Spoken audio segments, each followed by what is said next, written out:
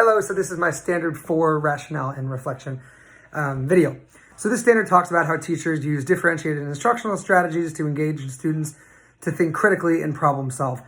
This standard is very important in order for students to solve problems on their own. I utilize this strategy a lot in most of my lessons, but I'll give a few examples.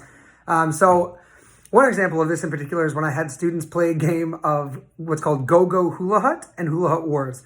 So in this game, in Go-Go Hula Hut, students had to race one by one to get 6 hula hoops. And they couldn't start building the hula hut until they had all 6 hula hoops. And this was demonstrated how to build it by the teacher, which was me in the case.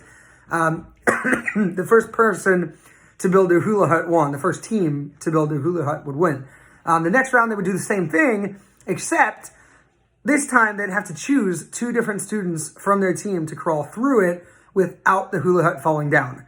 And if it did fall down while they crawled through it, they have to rebuild it and try it again, which falls into the problem-solving aspect of what Standard 4 is talking about.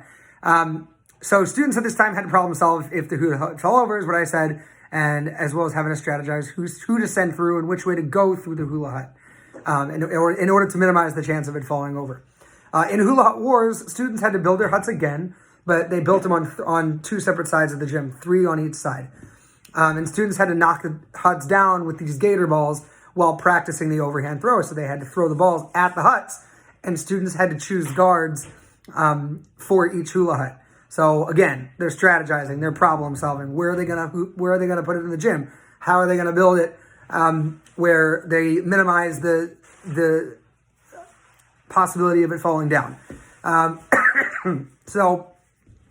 The questions present in one of my artifacts, which is another part of Standard 4, is they're real questions I asked through different units. So for example, I said, at the end of our soccer unit, I asked which soccer skill throughout this unit that you learned proved to be the most challenging for you and why. So this forced students to go back and think about which skill was the hardest that they learned. That's number 1. And then how they may be able to improve upon it in the future and why it was so hard for them.